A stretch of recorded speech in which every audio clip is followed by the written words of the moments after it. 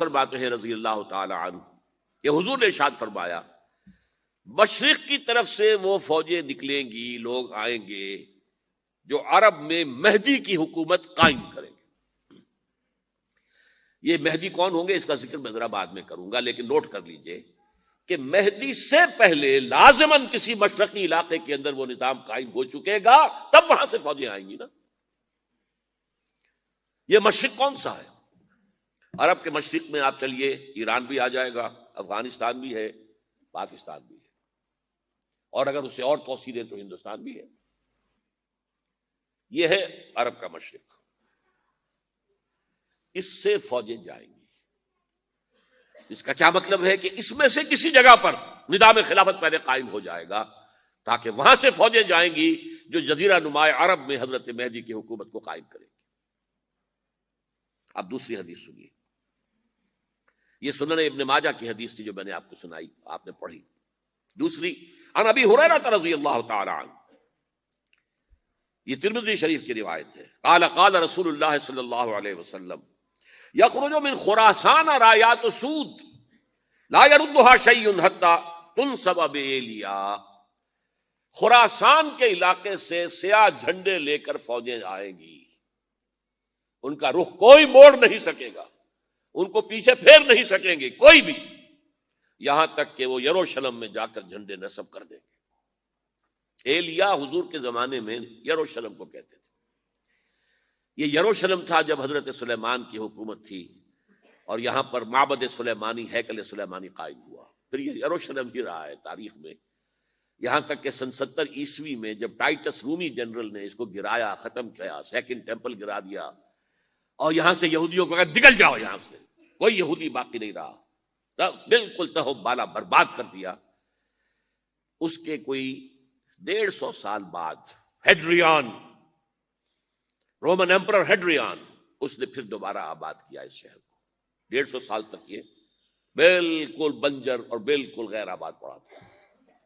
اب ہیڈریان نے جب آباد کیا تو اس کا نام ایلیا رکھا، اب یروشلم نام نہیں تھا۔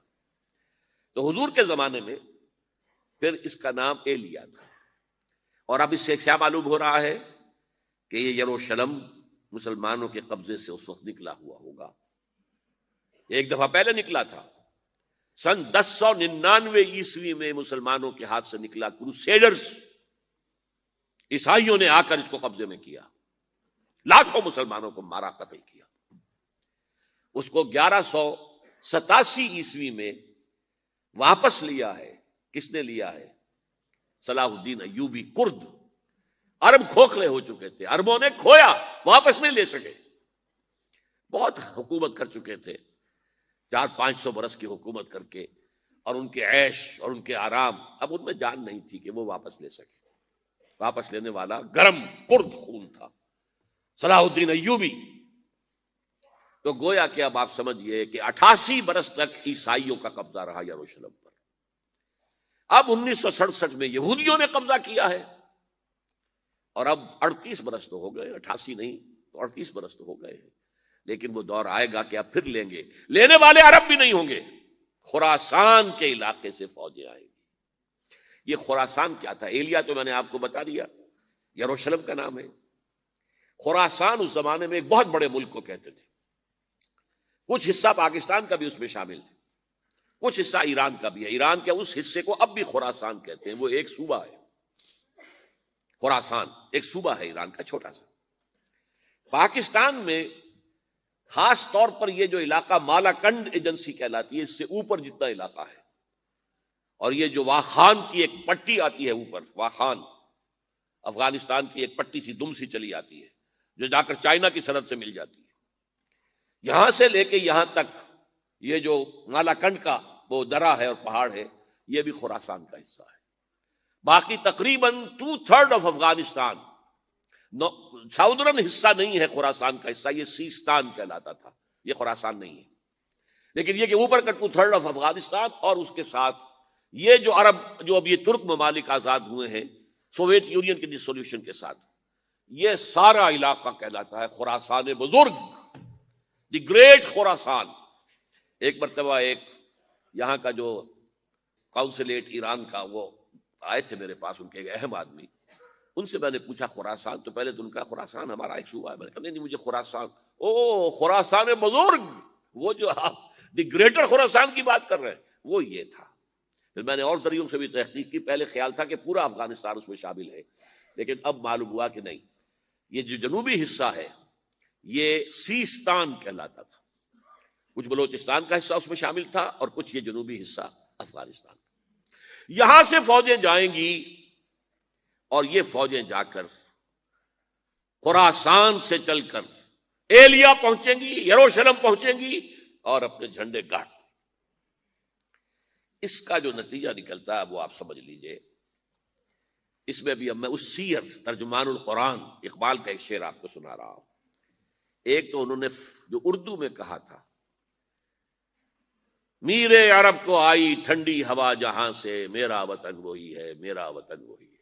ٹھنڈی ہوا حضور کو آئی، مجھے ہندوستان کی طرف سے ٹھنڈی ہوا آ رہی ہے صلی اللہ علیہ وسلم۔ اس کا جو ہے حوالہ مجھے نہیں مل سکا ہے اب تک، لیکن لوگ مانتے ہیں کہ ہاں ہے، حدیث ہے، پڑھی ہے ہم نے، لیکن بتا نہیں پا رہے کوئی۔ اور ظاہر بات ہے کہ حدیث کا ذخیرہ اتنا وسیع ہے کہ اس میں سے تلاش کرنا آسان کام نہیں ہے، اور اقبال کو کافی علم تھا ان چیزوں کا، تو اس کو بغیر کسی بنیاد کے نہیں کہہ سکتا، میرے عرب کو آئی ٹھنڈی ہوا جہاں سے، میرا وطن وہی ہے، میرا وطن وہی ہے۔ لیکن اس سے بھی زیادہ جو بات ہے وہ علامہ اقبال کا ایک شعر ہے جس کے پہلے مصرعے میں تو حضرت مہدی کا ذکر ہے، وہ میں بعد میں اس کا ذکر کروں گا جب ان کا وقت آئے گا۔ خضر وقت از خلوت دشت حجاز آید برون، خضر وقت، وقت کا خضر، میرے نزدیک وقت کا مجدد حضرت مہدی، وہ خلوت حجاز سے باہر آئیں گے۔ خضر وقت از خلوت دشت حجاز آید بروں، کارواں زی وادی دور و دراز آید بروں، کارواں اس وادی دور و دراز سے چلے گا۔ یہ وادی دور و دراز کون سی ہے؟ وادی سندھ۔ وادی سندھ کا تصور پتہ نہیں آپ کو کیا ہے، آپ کو معلوم ہونا چاہیے کہ وادی سندھ، یہ سارے ٹریبیوٹس جو آ رہے ہیں جو وادی اس دریائے سندھ میں مل رہے ہیں، جیسے ایک درخت ہوتا ہے اور اس کی شاخیں ہیں، وہ تو درخت کے تنے سے نکلی ہیں، ایک یہ کہ ٹریبیوٹریز ہوتی ہیں، چھوٹے چھوٹے دریا ہوتے ہیں، وہ ملتے ہیں تو ایک بڑا دریا بنتا ہے۔ یہ ٹریبیوٹریز مشرق سے بھی آ رہی ہیں سندھ میں، اور مغرب سے بھی آ رہی ہیں۔ افغانستان کا جو مشرقی حصہ اسی وادی سندھ کے اندر ہے، اور یہ موجودہ پاکستان، بلکہ اس میں سے کچھ حصہ جو ہم چھوڑ چکے ہیں، ہم سے نکل گیا دریائے ستلج تک، یہ اس وادی سندھ کا حصہ ہے۔ کہاں آ رہا ہے ستلج؟ سندھ میں، اور بیاس تو ستلج میں پہلے ہی آ گیا، راوی آ گیا، چناب آ گیا، جہلم آ گیا، سب سندھ میں پہنچ گئے، پیٹن کوٹ میں سب پہنچ گئے کہ نہیں پہنچ گئے؟ اوپر سے یہ دریائے سوات آ رہا ہے، یہ دریائے دیر آ رہا ہے، یہ دریا فلاں آ رہا ہے، یہ دریا فلاں آ رہا ہے، سب دریائے کابل میں ہو کر کہاں پہنچے؟ سندھ میں۔ اوپر سے دریائے ہنزا آ رہا ہے، دریائے گلگت آ رہا ہے، کہاں آ کر گرے؟ سندھ میں۔ پھر یہ جو دریا آ رہے ہیں جو ہمارے جو ہے درائے گومل سے چلا آ رہا ہے، ٹوچی چلا آ رہا ہے، کہاں جاتے؟ سندھ میں۔ یہ پوری وادی ہے، یہ افغانستان کا مشرقی حصہ جو پختون ہے، 100% پختون، وہ در حقیقت وادی سندھ کے اندر ہے۔ یہ دو طرف سے وادی سندھ۔ کارواں زی سے مراد ازیں، کارواں ازیں وادی دور و دراز آیت برو، فوجیں یہاں سے جائیں گی حضرت مہدی کی حکومت قائم کرنے کے لیے۔ خضر وقت از خلوت دشت حجاز آیت برو، کارواں زی وادی دور و دراز آیت برو۔ یہ ہے اس سیر کا۔ حالانکہ یہی شخص ہے جو اپنے خطبات کے اندر نفی بھی کرتا ہے کہ یہ مہدی اور وہ یہ سب تصورات جو ہیں یہ کوئی صحیح نہیں ہے، اور یہ پرانی کوئی روایات چلی آ رہی تھی، ہر مذہب میں تصور ہے، اس طرح کی بات کہی ہے۔ جب عقل سے بات کرتا تھا تو اس میں ٹھوکریں کھاتا تھا، جب دل سے اس کے یہ سیلاب کے مانند چشمہ ابھرتا تھا دل سے اس کی شاعری کا، اس میں ہوتے تھے وہ حقائق کہ جو ابدی ہے۔ اس پر جو اشفاق صاحب ہوتے تھے ہمارے ہاں، اشفاق احمد ادیب، ڈرامہ نگار، تلقین شاہ، انہوں نے بڑی پیاری بات کہی تھی، اگرچہ ان کا مذاق اڑایا تھا روزنامہ نوائے وقت نے، بات بڑی پیاری تھی۔ اقبال ایک دن کا اقبال تھا، ایک رات کا اقبال تھا۔ دن کا اقبال فلسفی تھا، وہ اپنی عقل سے غور و فکر کرتا تھا، اس کا حاصل تو ہے وہ لیکچرز، خطبات، ان میں بہت سی باتوں پر علماء کو شدید اعتراض ہے۔ ایک رات کا اقبال تھا، اسے الہام ہوتا تھا، سیلاب آتا تھا شاعری کا، اور وہ اقبال جو ہے اصل اقبال ہے۔ اور اس کو کہا اقبال نے خود، ڈاکٹر یوئنگ ہوتے تھے جو پرنسپل تھے ایف سی کالج کے، ان کے نام سے یوئنگ ہال اب بھی موجود ہے نیلا گنبد چوک میں، ایک ہاسٹل بنایا تھا انہوں نے، یوئنگ ہال۔ ایک دعوت میں سب جمع تھے، ڈاکٹر یوئنگ بھی تھے، علامہ بھی تھے۔ یوئنگ نے بڑا تیکھا وار کیا کہ ڈاکٹر اقبال، ہم نے سنا ہے کہ آپ جیسا آدمی بھی وربل ریولیشن کا قائل ہے۔ کو پہلے مسئلہ سمجھ لیجئے ورنہ واقعہ سمجھ نہیں آیا تھا۔ ایک ہے وربل، وحی باللفظ، قرآن کے بارے میں ہمارا عقیدہ یہ الفاظ اللہ کے ہیں۔ ایک ہوتا ہے وحی، لیکن اس وحی میں لفظ جو ہے وحی کا نہیں ہوتا، بلکہ وہ انسپیریشن کہلاتی ہے۔ کوئی بات آپ کے ذہن میں ڈال دی گئی، آپ نے اپنے الفاظ میں اس کو ادا کیا۔ تو یہ سمجھتے ہیں کہ وحی جو ہے یہ ہمیشہ وحی باللفظ وربل نہیں ہوتی، یہ عیسائیوں کا عقیدہ ہے۔ اور وہ عقیدہ کیوں بنایا ہے؟ اب ایک بات سے بات نکل رہی ہے، انجیلیں 100 سے زیادہ تھیں، اب بھی کم سے کم 4 کو کینونیکل کہتے ہیں۔ تو ان چاروں میں اختلاف ہے، تو کون سی انجیل ہے؟ میں جب پڑھتا تھا میڈیکل کالج میں تو میں نے منٹگومری میں ایک بہت بڑا کمیشن ہے، تو وہاں پادری صاحب سے مسٹر وائٹ جا کے میں نے کہا کہ which one of these is Bible? اب جواب آپ سنیے، ذہانت کا شاہکار ہے، none of them is Bible. Bible is in them. ان میں سے کوئی بائبل نہیں ہے، بائبل ان کے اندر ہے۔ یعنی جو مفہوم عیسیٰ کو وہ خدا سمجھتے ہیں اور ان کو اپوسلز کہتے ہیں، یہ نبی تھے، حضرت عیسیٰ کے رسول تھے، یہ متی ہوں یا جون ہوں جو بھی ہیں، اپوسلز ہیں۔ تو جو حضرت عیسیٰ نے ان سے کہا وہی کی، انہوں نے اپنے الفاظ میں اس کو ادا کیا ہے، لہذا علیحدہ علیحدہ ہو جائے گا وہ اپنا، جیسا کہ احادیث کے اندر ہے۔ تو اقبال سے کہا کہ اقبال، ڈاکٹر اقبال، میں نے سنا کہ آپ بھی وربل ریولیشن کے قائل ہیں۔ کہنے بالکل، اور مجھے تو ذاتی تجربہ ہے، مجھ پر جو شعر اترتا ہے وہ الفاظ میں ڈھلا ہوا ہوتا ہے، میں تبدیلی کرنا چاہوں تو نہیں کر سکتا۔ چپ ہو گیا یوئنگ، اب آگے کیا بولے گا یوئنگ؟ تو بہرحال اقبال کا یہ شعر جو ہے، رات کے اقبال کا شعر ہے، یہ اس اقبال کا جس کو الہام ہوتا تھا۔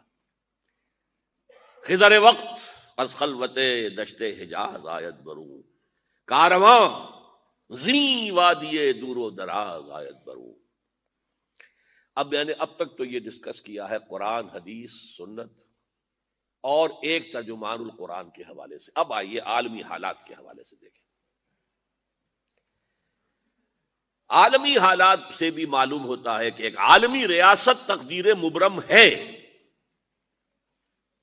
زمانہ تیزی کے ساتھ ادھر جا رہا ہے، جبکہ پوری دنیا کی ایک ریاست ہوگی، بلکہ بہت پہلے سے اس کا تقاضا پیدا ہو چکا ہے۔ دنیا اتنی چھوٹی ہو گئی ہے، آج آپ اسے کہتے ہیں گلوبل ولیج، یہ تو گاؤں کے مانند ہے، اب کوئی فاصلہ نہیں رہا۔ امریکہ میں تاج پوشی ہو رہی ہے بش صاحب کی، اور کا منظر ہم بیٹھے دیکھ رہے ہیں، سارا کا سارا 12,000 میل دور بیٹھے ہوئے دیکھ رہے ہیں۔ دنیا کیا ہے؟ یہ تو ایک گاؤں ہے، ایک شہر ہے۔ اور ایک عالمی ریاست اگر قائم نہیں ہوتی تو دنیا میں کبھی امن قائم نہیں ہو سکتا۔ لہذا دنیا میں امن کے لیے ایک عالمی ریاست ضروری ہے، اور اسی کے پہلے قدم کے طور پر وہ لیگ آف نیشنز جو ہے قائم کی گئی تھی۔ کوئی تو ادارہ ایسا ہونا چاہیے جہاں دنیا کے سارے ممالک کے نمائندے بیٹھیں، سوچیں، غور کریں، فیصلے کریں۔ اگرچہ وہ جو بے ایمانیاں دلوں میں تھیں، جو بدنیتیں دلوں میں تھیں، انہوں نے ناکام کر دیا اس کو، لہذا وہ مر گئی، ختم ہو گئی۔ ہاں، جنم دے گئی اسرائیل کو، اس کے بطن سے اسرائیل نے جنم لیا، اسرائیل نے نہیں، بالفور ڈکلریشن نے، کہ یہودیوں کو فلسطین میں آباد ہونے کی اجازت ہے۔ اچھا، جب وہ ختم ہو گئی تو تقاضا موجود تھا، کوئی ادارہ ایسا ہونا چاہیے، بھئی بیٹھے سب کے سب وہاں فیصلے کریں، ورنہ تو دو برتن کھڑک جائیں گے تو اس کے بعد وہ عالمی جو ہے ایک کنفرنٹیشن ہو سکتی ہے۔ تب یہ پھر دوبارہ یونائٹڈ نیشنز آرگنائزیشن بنی، اور اب وہ بھی دم توڑ رہی ہے، بیچاری کئی روز سے دم توڑ رہی ہے، اس لیے کہ عراق وار کے ضمن میں ایک پیسہ بھر بھی وقت نہیں دی بش نے یو این او کی حمایت یا مخالفت کو. کیا رہ گیا اس کا وجود؟ بس ایک کلب ہے، آؤ بیٹھے گفتگو کرو، اللہ اللہ خیر صلی. جتنے ریزولوشن یو این او نے پاس کیے جنرل اسمبلی نے اسرائیل کے خلاف، سب کو ویٹو کیا ہے امریکہ نے. تو فائدہ کیا ہوا بھائی؟ جنرل اسمبلی کا فیصلہ کشمیر کے بارے میں موجود ہے 55 سال سے، اس پر عمل درآمد نہیں ہو سکتا.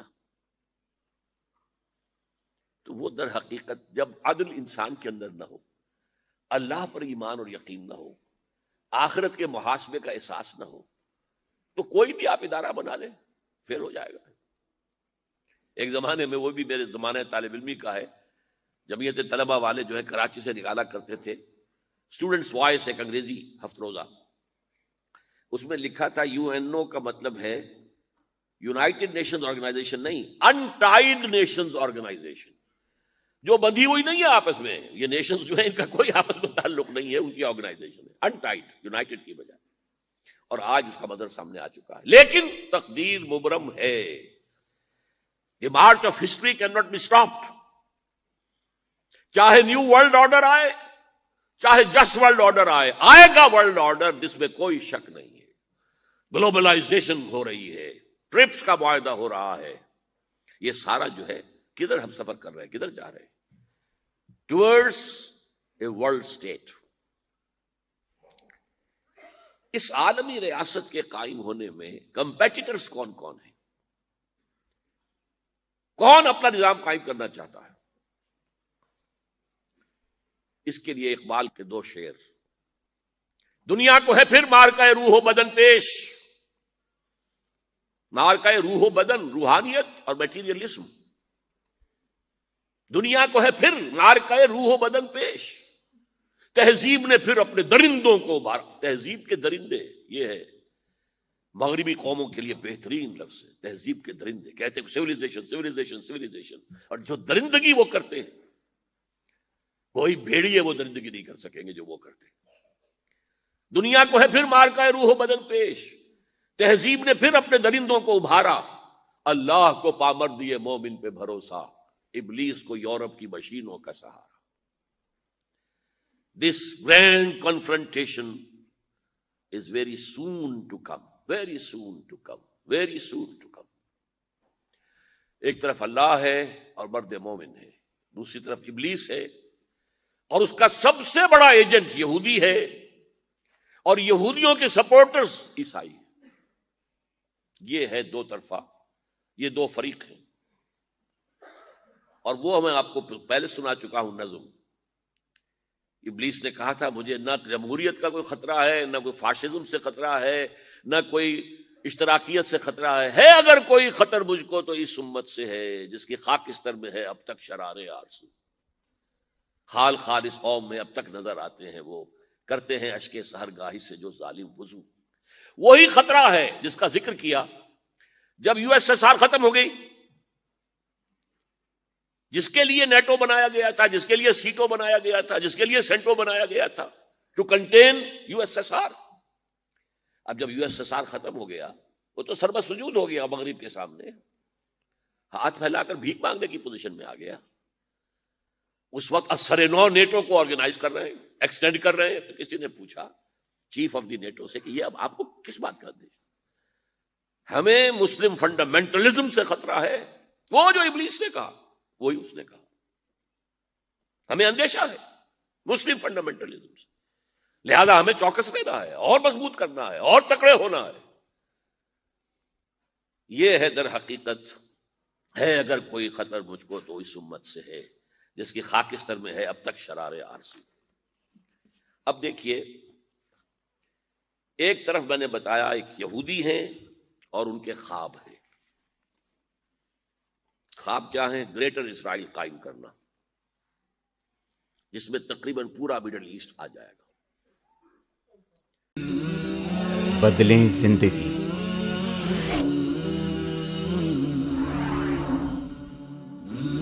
زیتون ٹی وی.